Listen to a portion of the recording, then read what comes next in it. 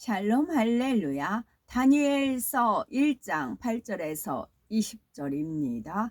다니엘은 뜻을 정하여 왕의 음식과 그가 마시는 포도주로 자기를 더럽히지 아니하리라 하고, 자기를 더럽히지 아니하도록 환관장에게 구하니, 하나님이 다니엘로 하여금 환관장에게 은혜와 긍휼을 얻게 하신지라. 환관장이 다니엘에게 이르되, 내가 내 주 왕을 두려워하노라. 그가 너희 먹을 것과 너희 마실 것을 지정하셨거늘 너희의 얼굴이 초췌하여 같은 또래의 소년들만 못한 것을 그가 보게 할 것이 무엇이냐. 그렇게 되면 너희 때문에 내 머리가 왕 앞에서 위태롭게 되리라 하니라. 환관장이 다니엘과 하나냐와 미사엘과 아사랴를 감독하게 한 자에게 다니엘이 말하되, 청하오니 당신의 종들을 열흘 동안 시험하여 채색을 주어 먹게 하고 채식을 주어 먹게 하고 물을 주어 마시게 한 후에 당신 앞에서 우리의 얼굴과 왕의 음식을 먹는 소년들의 얼굴을 비교하여 보아서 당신이 보는 대로 종들에게 행하소서 하매, 그가 그들의 말을 따라 열흘 동안 시험하더니 열흘 후에 그들의 얼굴이 더욱 아름답고 살이 더욱 윤택하여 왕의 음식을 먹는 다른 소년들보다 더 좋아 보인지라. 그리하여 감독하는 자가 그들에게 지정된 음식과 마실 포도주를 제하고 채식을 주니라.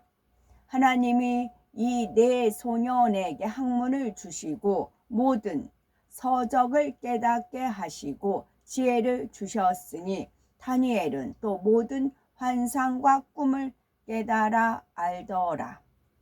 왕이 말한 대로 그들을 불러들일 기한이 찼으므로 환관장이 그들을 느부갓네살 앞으로 데리고 가니, 왕이 그들과 말하여 보매 무리 중에 다니엘과 하나냐와 미사엘과 아사랴와 같은 자가 없으므로 그들을 왕 앞에 서게 하고, 왕이 그들에게 모든 일을 묻는 중에 그 지혜와 총명이 온 나라 박수와 술객보다 10배나 나은 줄을 아니라. 아멘. 요한복음 14장 21절. 나의 계명을 지키는 자라야 나를 사랑하는 자니, 나를 사랑하는 자는 내 아버지께 사랑을 받을 것이요 나도 그를 사랑하여 그에게 나를 나타내리라. 아멘. 레위기 11장. 여호와께서 모세와 아론에게 말씀하여 이르시되, 이스라엘 자손에게 말하여 이르라. 육지의 모든 짐승 중 너희가 먹을 만한 생물은 이러하니, 모든 짐승 중 굽이 갈라져 쪽발이 되고 새김질하는 것은 너희가 먹되, 새김질하는 것이나 굽이 갈라진 짐승 중에도 너희가 먹지 못할 것은 이러하니, 낙타는 새김질을 하되 굽이 갈라지지 아니하였으므로 너희에게 부정하고, 사반도 새김질은 하되 굽이 갈라지지 아니하였으므로 너희에게 부정하고, 등등등등. 제목은 오직 하나님을 의뢰한 다니엘입니다.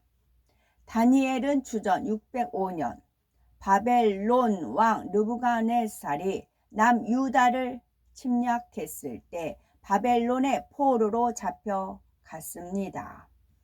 그런데 포로의 신분과 상관없이 이방 족속 가운데 뛰어난 자가 되어 왕의 신임과 사랑을 받으며 하나님께 크게 영광을 돌렸지요. 이는 다니엘이 하나님께서 인정하시는 선한 마음을 가졌고 그 선을 행함으로 온전히 나타내어 하나님을 기쁘시게 해드린 결과였습니다. 그러면 다니엘이 어떠한 마음과 행함으로 하나님을 의뢰하였기에 포로 신분인데도 불구하고 왕의 신임을 받아 총리의 자리에까지 오를 수 있었을까요? 하나님께서 싫어하시는 것이라면 철저히 싫어한 다니엘이었습니다. 느부갓네살 왕은 점령한 속국을 보다 효율적으로 통치하기 위해 이스라엘의 왕족과 귀족의 몇 사람을 바벨론으로 데려가 교육을 받게 했습니다. 이때 발탁된 소년들이 다니엘과 세 친구들이지요. 이들은 흠없고 아름다우며 모든 재주를 동달하여 왕궁에 모실 만한 소년들로 왕은 이들에게 갈대아 학문을 배우며 왕의 진미를 먹게 하였습니다. 포로의 신분으로 이 같은 대우를 받는다는 것은 매우 영광스러운 일이지요. 그런데 다니엘에게 우려되는 일이 한 가지 있었습니다. 그것은 왕의 진미에 우상의 제물로 드려진 음식이나 하나님께서 가증하다 하신 짐승으로 만든 음식들이 섞여 있을 수 있다는 점이었지요. 레위기나 성경 곳곳에 보면 우상의 제물이나 가증스러운 짐승들은 먹지 못하게 금하셨습니다. 구약 시대에는 행위적인 율법의 준행이 중요했기에 우상의 제물이나 가증한 식물을 먹으면 그것은 곧 하나님께 범죄함이 되었지요. 이에 다니엘은 왕의 진미를 먹지 않고 대신에 채식을 할 수 있도록 환관장에게 청하였습니다. 열흘 동안 시험적으로 채식을 할 수 있게 해보고 왕의 진미를 먹은 다른 소년들과 얼굴빛을 비교하여 보라 했지요. 과연 다니엘의 제안대로 하였을 때 다니엘과 세 친구의 얼굴이 더욱 아름답고 살이 윤택하여 왕의 진미를 먹은 모든 소년보다 나아 보였습니다. 그래서 이후로도 계속하여 왕의 진미와 포도주를 먹지 않아도 되었지요. 또한 다니엘은 왕의 총애를 받는 총리가 되었지요. 하나님을 경외하여 계명을 쫓아 자신들을 지키고자 했던 다니엘과 세 친구에게 하나님께서는 축복을 주셨습니다. 다니엘 1장 17절에 하나님이 이 네 소년에게 지식을 얻게 하시며 모든 학문과 재주에 명철하게 하신 외에 다니엘은 또 모든 이상과 몽조를 깨달아 알더라 하신 대로이지요. 그 결과 이들은 소년들 중에서 왕을 모시는 자들로 뽑히게 되었습니다.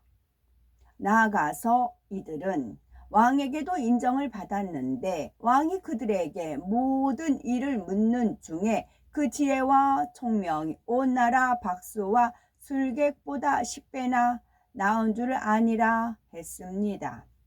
하나님께서 지혜와 명철을 주셔서 지식에 지식을 더하게 하심으로 배도 아니고 10배나 나았으니 얼마나 뛰어납니까?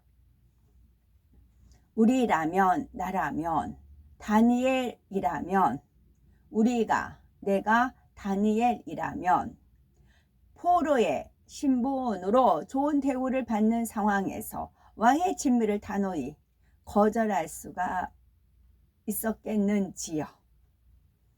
이는 당시 상황에서는 있을 수도 없는 일이며 받아들여질 수도 없는 일이었습니다. 포로 신세인이 이것저것 가릴 수 있는 처지가 아니며 더구나 왕이 지정해주는 음식을 내 뜻에 맞지 않는다고 해서 거절하기란 쉽지 않은 일입니다. 그러나 다니엘은 하나님께서 싫어하시는 것을 알면서도 상황이 안 되니 어쩔 수 없다며 타협하지 않았습니다. 하나님을 중심에서 경외하니 하나님께서 싫어하시는 것은 자신도 철저히 싫어하는 마음이었지요. 하나님께서는 분명 선하신 뜻 가운데 우상의 제물과 가증한 식물을 금하셨습니다. 우상의 제물은 당연히 취하면 안 되는 것이고 하나님께서 가증하다 하신 짐승들 안에는 악한 기가 담겨 있어서 그것을 먹는 사람에게도 나쁜 영향을 주게 되지요. 예를 들어서 한방에서는 몸에 상처가 나고 골맞을 때 돼지고기를 먹지 못하게 합니다. 더 성해지기 때문이지요. 따라서 하나님께서 무엇을 하지 말라고 금하실 때 그것은 결국 사랑하시는 자녀들을 위한 하나님의 선하신 뜻이 담겨 있음을 알아야지요. 이러한 하나님의 선하신 뜻 가운데 온전히 행하는 사람이 바로 하나님께서 보실 때에도 선한 사람입니다. 또한 인간적인 선으로 하나님의 뜻을 거스리는 일은 없어야 합니다. 하나님을 믿는다 하는 사람 중에는 분명 하나님께서 하지 말라 하신 것을 알면서도 하는 것이 더 옳다라고 여기며 행하는 사람들이 있지요. 육신의 생각을 동원하여서 자기 보기에 좋은 대로 행하는 것입니다. 예를 들어서 우상 숭배에는 하나님께서 얼마나 싫어하시는지 성경 곳곳에 알려주셨지요. 그런데도 우상을 숭배하는 사람은 복을 받지도 못하고 결국은 영원한 사망에 이르게 됩니다. 그러기 때문에 하나님께서는 우상 숭배를 철저히 금하신 것이지요. 사랑하는 자녀가 사망의 길로 가도록 내버려 둘 수 없는 아버지 하나님의 진실한 사랑이 담겨 있는 것입니다. 그런데 오늘날 인간적인 선을 앞세워서 하나님의 선하신 뜻을 완전히 거스리는 사람들이 있습니다. 세계 평화와 종교 간의 화합을 위한다며 무수한 사람들을 미혹하여 사망으로 이끌며 우상과 타협하게 만들지요. 혹여 우리는 육신의 생각을 동원하여 인간적인 선으로 하나님의 선을 거스리는 일은 없는지 살펴봐야 되겠지요. 하나님께서는 분명 하지 말라 버리라 하셨는데 자기 보기에 선의 잣대로 판단하여 너무 매정하지 않는가, 꼭 그렇게까지 해야 하나 생각하지는 않았는지요. 이것이 하나님의 뜻이라 할 때에 철저히 지키는 사람이 있는가 하면 사소하게 여기고 지나치는 사람도 있습니다. 그러나 성경은 만군의 여호와 하나님의 말씀이요 법이요 명령입니다. 교회 안에서 남녀 간에 지켜야 할 법도 마찬가지입니다. 남녀 단둘이 밀폐된 공간에 있으면 안 된다 했고 남녀 간의 악수도 극히 예외적인 경우를 제외하고는 금하고 있습니다. 사람이 영의 마음을 이루기 전 육의 속성이 조금이라도 남아 있을 때는 그 육이 발동하여 범죄할 수 있기에 하나님께서는 이렇게 철저히 금하신 것입니다. 이런 분야에서도 얼마나 하나님의 선하신 뜻을 온전히 마음으로 깨달아 준행하고 있으신지요. 또한 기관이나 한 부서의 회계는 개인 사정이 아무리 급해도 하나님의 재정을 임의로 사용해서는 안 된다고 엄히 경계하셨습니다. 아무도 모르게 쓰고 채워 넣었다 할지라도 아무리 소액이라 할지라도 하나님 재정의 손을 대었다면 이는 도적질할 수 있는 마음인 것입니다. 하나님의 것을 도적질한다면 구원과도 상관이 있기에 하나님께서는 철저히 금하신 것이지요. 이 밖에도 많은 분야에서 하나님께서 엄히 경계하신 것들을 얼마나 선한 마음으로 준행하고 있는지 살펴봐야 하는 겁니다. 어떤 사람은 겉으로 보기에는 똑같이 말씀을 준행한다 할지라도 속마음은 다른 것을 볼 수 있죠. 그러나 말씀에 담긴 하나님의 선하신 뜻을 마음으로 깨달아 기쁨과 감사함으로 준행하는 사람도 있습니다. 그런가 하면 하나님의 선하신 뜻은 알지만 마음 한편에는 두려움이 있어서 의무감으로 지키는 사람도 있지요. 또 하나님의 선하신 뜻은 알지 못한 채 억지로 지키려 하니 너무나 힘들게 지켜나가는 사람도 있습니다. 더구나 아예 육신의 생각을 동원하여 하나님의 말씀을 거역하는 사람도 있는데 이는 선과는 너무나 거리가 멀다는 사실을 깨달아야 하지요. 다니엘이 포로의 신분인데도 좋은 대우를 마다하고 굳이 채식을 했던 그 중심의 선을 깨달아 하나님께서 싫어하시는 것은 철저히 싫어하고 기뻐하시는 것만 지켜 행하시기 바랍니다. 아멘. 다니엘이 포로로 끌려간 시대적 배경 살펴봅니다. 이스라엘 통일 왕국은 르호보암 왕 때에 남유다와 북이스라엘로 분열되었습니다. 이후에 북이스라엘은 BC 721년 아시리아의 침공으로 사마리아가 함락되어 멸망하였고 남유다는 BC 586년에 바벨론 제국 느부갓네살 왕의 3차 침공 때 예루살렘이 함락되어 멸망했지요.